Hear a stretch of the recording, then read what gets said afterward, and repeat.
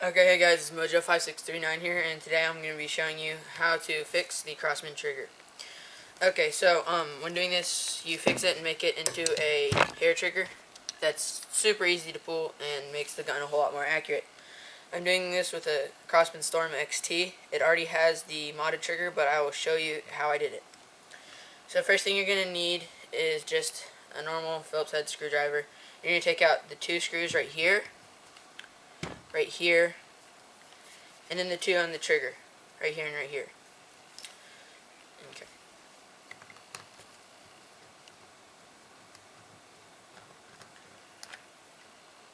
Okay, set these aside, don't lose them, because you can't use your gun if you don't have them.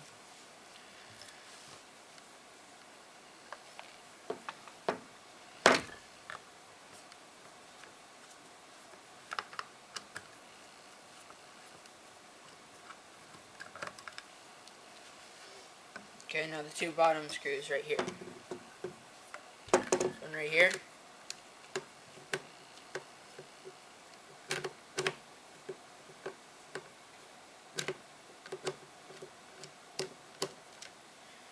And if you want, I guess you could remove the scope for this, but it's really not necessary, and you'll have to sight it back in once you take it back out.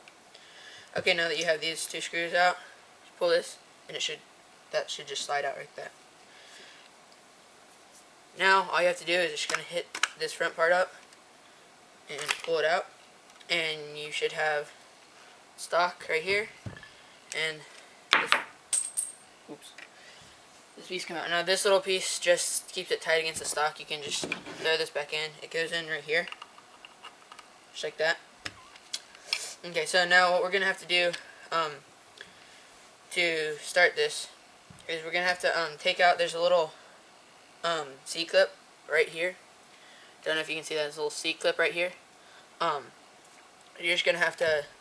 What I found to be easiest is to take two Phillips head screwdrivers like this, and put one on each side, and just kind of pop it off.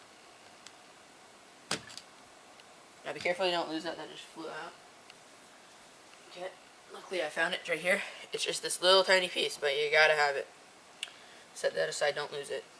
Okay, so now what we're gonna have to do is take out this little pin right here. You're gonna push it down, and it should come out, but it's a little bit tricky. You have to sometimes use a screwdriver or something just to give it that extra push. Okay, so now normally what would happen is, put that on safe, but or not safe, the other one on fire. But normally this trigger will just kind of pop out, and on the trigger there's this piece right here, this little tiny screw.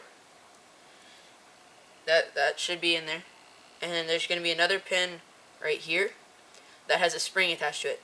What you're going to do is just kind of poke out this little hole, and there's going to be like a little pin that pops out, and the spring is going to come right out. Okay, after that you're going to want to go find a little nut.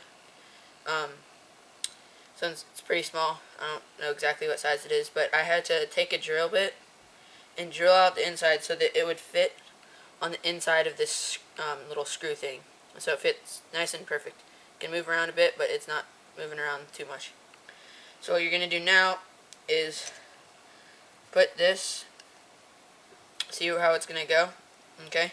Then you're going to put this thing on and put it into the thing. Sometimes it's a bit tricky, but it goes in. Oh, oops, wrong hole. Right here, sorry.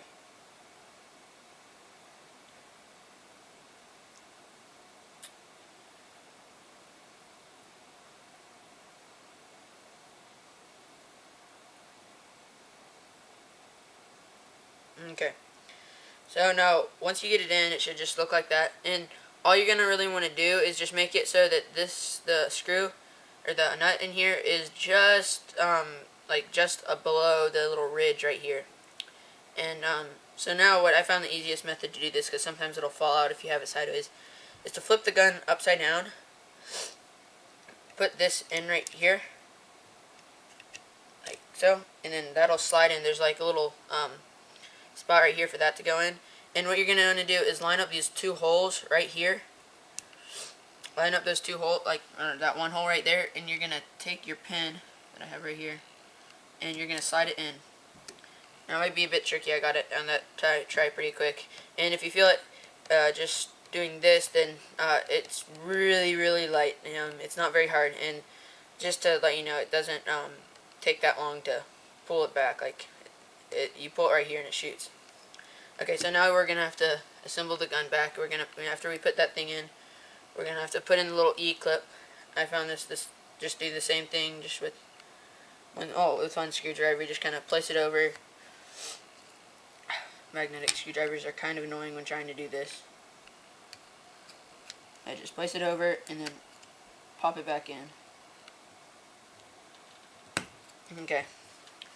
Now once you've done that, it should just look just like this with the pin in and all that. Safety should still work, and if your safety is back and you pull it, it should still work. And if forward, it should still work. Okay, so now we're gonna assemble the gun. To do that, we're just gonna place this piece into the stock. Pretty simple. And what I like to do first, just to get it in, is to put in these two screws first.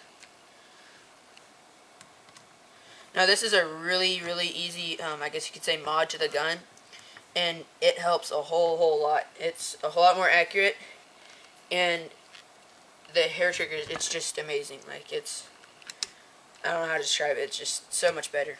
And you can spend $40 and go buy like some aftermarket trigger and do all this other stuff, and you could just do this, which probably costs under $1 to go buy a couple nuts or whatever, and use a drill and drill out the inside part of it.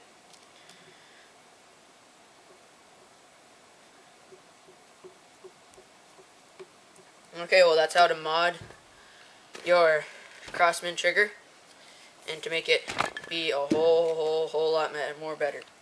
Whatever. But it's Mojo5639 here. Rate, comment, subscribe. Thanks for watching. Bye.